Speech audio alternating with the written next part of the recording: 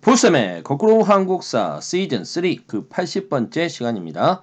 이 시간에는 세계 경제의 변동과 한국 경제에 대해서 살펴볼 텐데요. 이 시간이 지나면 여러분은 신자유주의 경제 질서의 등장 속에서 변화와 발전해가는 한국 경제의 모습을 파악할 수 있고, IMF 국제통화기금으로부터 우리가 외환위기 때 돈을 지원받지 않습니까? 이 외환위기와 그 극복 과정을 이해하고 한국 경제가 앞으로 해결해 가야 할 과제들이 무엇인지 탐구할 수 있겠습니다. 본문으로 들어가 보죠. 1980년대, 79년에 제2차 석유파동으로 굉장히 어려움을 겪었지 않습니까? 1980년대 그 전두환 정부는 중화공업에 중복 투자돼 있던 부분들과 그 다음에 그 부실 기업들을 정리하고 금융시장을 일부 개방하면서 이러한 제2차 석유 파동으로부터 서서히 벗어나게 됩니다. 한국 경제가 서서히 회복된다는 거죠. 특히 3조 호황이라고 해서 기름값이 싸고 저유가, 금리가 낮고 저금리, 그리고 미국 달러 가격이 안정돼 있는 저달러. 그래서 이 3조 호황을 겪게 됩니다.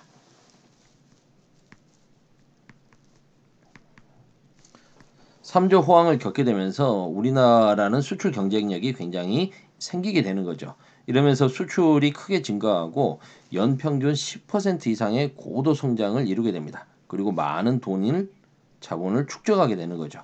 이런 축적된 자본을 바탕으로 반도체, 전자, 자동차 등의 기술 집약적인 산업에 투자 할 수 있는 여력이 생기고, 이러한 산업들이 우리 한국의 주력 산업으로 자리 잡게 되는 겁니다. 하지만 문제점도 있었습니다. 부실 기업을 정리하는 과정에서 정경유착이 발생되죠. 정치와 경제가 밀착하게 됩니다. 비리가 생긴다는 거죠. 어떤 기업들은 부실 기업으로 정리해야 되는데 봐주게 되거나, 아니면 그런 과정에서 많은 비자금을 챙기거나 이렇게 되는 거 아니겠습니까? 일부 기업에 특혜를 주고, 이런 과정에서 생긴 이 비자금 등이 나중에 통치자금으로 사용되면서 전두환, 노태우 씨는 이 비자금 부분 때문에 나중에 이제 벌을 받게 되고 엄청나게 많은 추징금을 내게 되는 거죠. 그 뒤에 이제 김영삼 정부가 90년대 초반에 들어서지 않습니까? 김영삼 정부는 전 세계적인 그 시장 개방 압력, 죄송합니다. 국제사회의 시장 개방 압력에 드디어 좀 굴복을 한다고 해야 될까요? 그래서 우루과이 라운드 UR이라고 합니다. 우루과이 라운드를 타결을 하게 됩니다.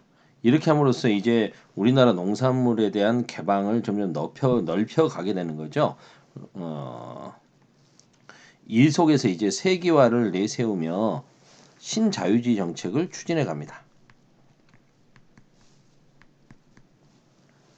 신자유주의 정책이라는 건 우리나라에서 노동시장을 유연화하는 것으로 나타나죠.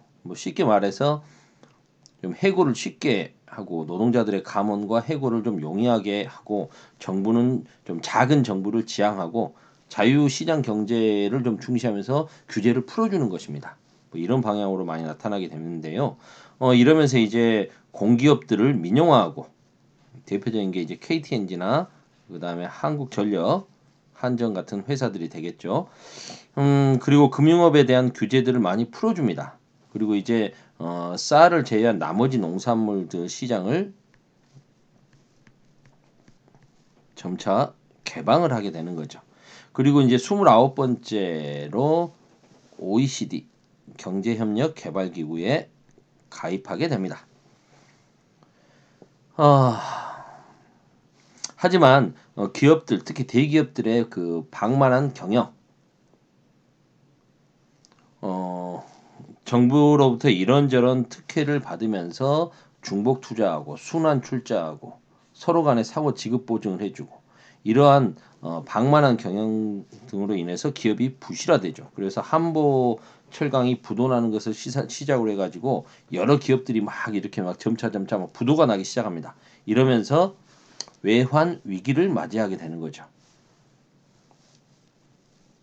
결국 IMF 국제통화기금의 긴급 자금을 지원받게 되는 이른바 IMF 사태를 맞이하게 됩니다. 외환 위기죠.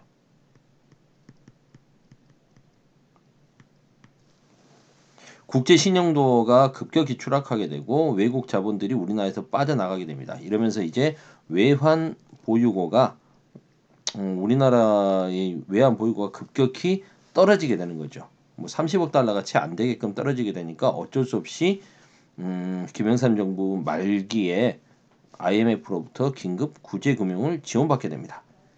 이로써 우리나라는 겨우 자본 국가 위기 상황에서는 벗어나게 되지만 대신에 IMF로부터 뼈아픈 구조조정을 강요받죠. 그래서 시장을 개방하게 되고요. 우리나라의 금융 자본 시장을 개방하게 되고요. 그래서 우리나라의 기업들이 이제 뭐 49%까지 외국 자본들이 들어올 수 있도록 빗장을 열어주게 되는 거죠. 그리고 노동시장이 유연화 되도록 합니다. 해고가 쉽게끔 바뀐다는 거죠. 이러한 상황에서 이제 집권을 하게 된 김대중 정부는 위기 극복을 위해서 노력을 하게 됩니다. 국민들의 자발적인 참여로 금모으기 운동이 일어났고요. 이게 가장 대표적인 내용이겠죠. 156조나 되는 어마어마한 공적 자금을 조성을 해서 기업을 지원하게 됩니다. 기업이 무너져 버리면 나라가 휘청될 테니까요. 그래서 1998년에 IMF 직후에 우리나라의 경제 성장률은 마이너스 5.5%였습니다. 이랬던 게 이제 이러한 공적 자금을 투여해서 회사들을 살려내는 거죠. 그래서 1999년에는 경제 성장률이 10.7%로 이제 회복을 하게 되는 거죠. 그러면 이렇게 뿌려졌던 공적 자금들은 제대로 회수가 됐을까요? 일단 국민 세금으로 만들어져서 기업을 살렸으면 기업들이 이제 그만큼 다시 살아나서 돈을 벌었으면 이걸 갚아야 되는데 하지만 이 중에서 69조 정도는 결국 끝내 회수되지 못했습니다. 결국 우리나라는 IMF를 몇몇 대기업들이 잘해서 극복한 게 아니라 국민들이 어마어마한 세금을 감당하면서 살려냈다는 거죠. 나라 경제가 전체적으로 무너지는 걸 막기 위해서. 그리고 뼈아픈 구조조정을 감내를 해야만 했죠. 이런 와중에서 이제 부실 기업들도 정리가 되고요. 경제 상황은 빠르게 안정되어 갔습니다. 결국 우리는 국제적으로 모범 가장 조기에 IMF 지원금을 상환하면서 IMF 체제 외국 IMF의 간섭으로부터 벗어날 수 있게 됐죠. 그리고 외환 보유고도 당시에 700억 달러가 넘었죠. 갚을 때. 그러니까 엄청나게 경제를 회복시켰습니다. 빠르게 회복시킬 수 있었던 거죠. 이 와중에 기업들이 정리되면서 IMF 이후의 구조조정, 뼈아픈 구조조정으로 무려 150개가 넘는 회사가 사라졌고요. 우리나라 그 30대 재벌이라고 하는 재벌들 중에서 무려 11개가 사라져 버렸습니다. 무너졌고요. 결국 이제 5개 재벌 정도로 구조조정되죠. 5대 재벌 체제로 개편이 된다라고 할 수 있겠습니다. 5대 재벌은 무엇이 있을까요? 한번 여러분 생각해 보세요. 지금 큰 기업들 현대, 삼성, 대우. 여러분 지금 대우라 하면 여러분들은 뭐지? 잘 모르실 수도 있겠어요. LG, SK. 그리고 이제 이 와중에서 이제 대우그룹이 결국 끝내 몰락을 하죠. 부도가 나고요. 그리고 이제 대우그룹에 돈을 많이 빌려줬던 은행들, 금융권들이 줄줄이 퇴출되는 그런 사태도 맞게 됩니다. 외환위기 극복 과정에서 일부 은행과 대기업이 해외에 매각되기도 하고 재벌 아까 말씀드렸듯이 이 5대 재벌 경제력이 더욱더 집중되죠. 그리고 대량 해고 사태가 생기고요. 그때 은행 직원들 많이 사라졌습니다. 그리고 그 뒤에는 이제 정규직보다는 비정규직이 증가하게 되죠. 고용 안정성이 저하됐다는 소리입니다. 그리고 부익부 빈익빈 소득 격차가 심해졌죠. 노동시장이 유연화된다는 것은 결국 쉽게 잘릴 수 있게 된다는 것이고 결국 그건 정규직보다 비정규직의 증가를 가져오게 되는 것이죠. 김대중 정부 시절을 거쳐 이제 노무현 정부 시기가 돼서는 다시 이렇게 재벌 대기업 위주로 모든 것들이 좀 재편되고 있었기 때문에 이런 부분들을 좀 그런 분위기 속에서 빈부격차가 더욱더 심해지니까 이런 몇몇 대기업들, 독점 기업들에 대한 규제를 강화하고 빈부격차 해소를 위해서 복지 정책을 과감하게 추진해 가죠. 하지만 큰 효과를 거두지는 못했고요. 여전히 FTA를 비롯해서 자유무역협정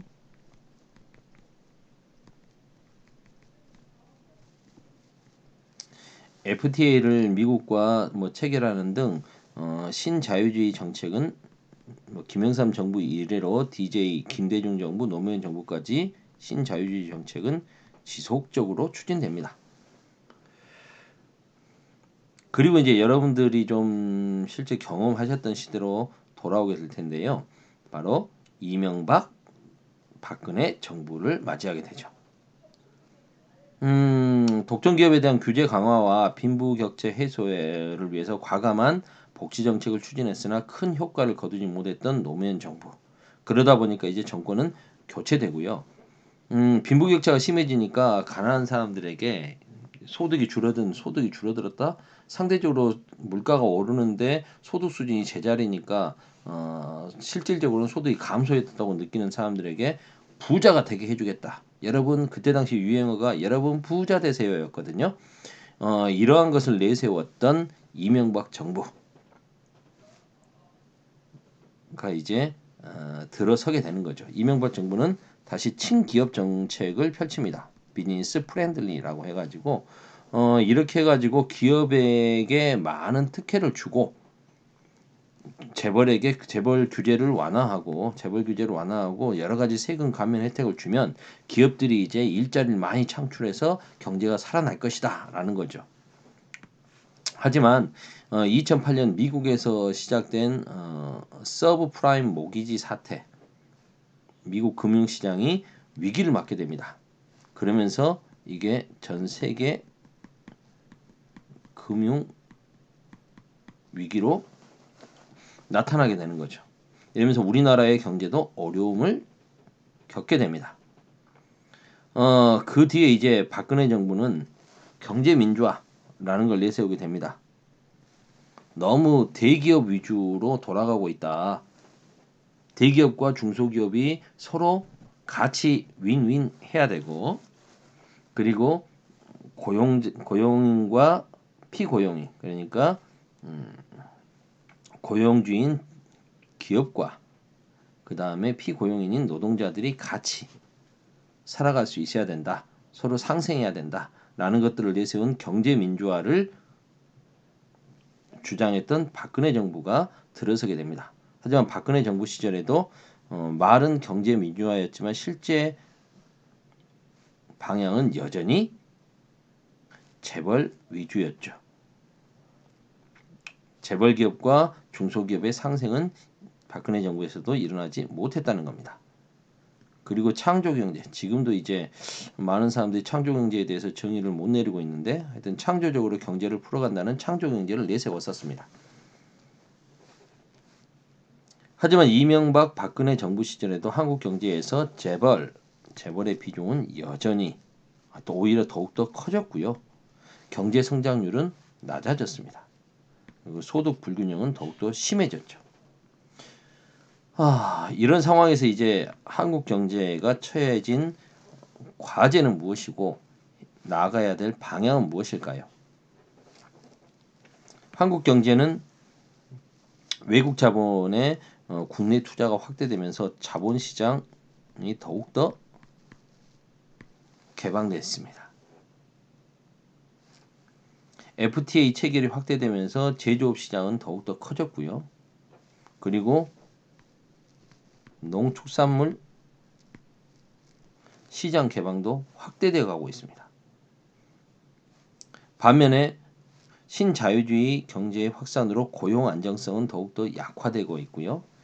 비정규직이 늘었죠. 대기업이 골목 상권까지 위협하고 있습니다. 이런 문제들을 해결해 가야 되는 거죠. 그러면서 이제 결국 대기업과 중소기업이 상생해서 결국 발전해 가려면 경제 민주화, 말로만이 아니라 실제적인 경제 민주화가 이루어져야 되고요. 기회가 균등하게 보장되어야 되고 공정하게 경쟁할 수 있어야 됩니다. 우리나라가 이제는 더 이상 개발도상국이 아니죠. 선진국 진흥의 다른 나라들은 다 우리나라를 선진국으로 생각하니까요. 그러면 예전처럼 뭐 10% 이런 식의 고도의 성장은 이룰 수 없습니다. 성장률은 낮아지겠죠. 완만히. 아니, 여러분 한번 생각해 보세요.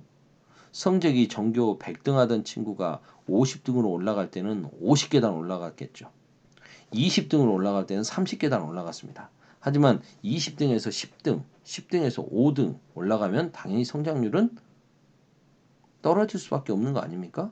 그러면 50등 올랐을 때는 얘가 굉장히 공부를 잘한 거고 100등에서 50등 올라가면 잘하는 거고 5등에서 3등 올라가는 건 두 등수 올랐으니까 공부는 못하는 겁니까? 아니죠. 그렇게 생각하셔야 될 것 같아요. 그래서 앞으로 한국 경제는 완만한 경제 성장 또는 뭐 더욱더 낮아지거나 성장률이 떨어질 수도 있습니다. 하지만 그만큼 한국 경제가 이제 국제사회에서 차지하는 비중이 커졌다라고 생각하면 되고 오히려 이 안에서 고도의 경제 성장률보다는 경제 민주화와 기회균등, 공정 경쟁 등으로 선진국형으로 체질을 바꿔가는 게 필요하다. 이렇게 이해하시면 될 것 같습니다. 자, 오늘은 여기까지 하겠습니다.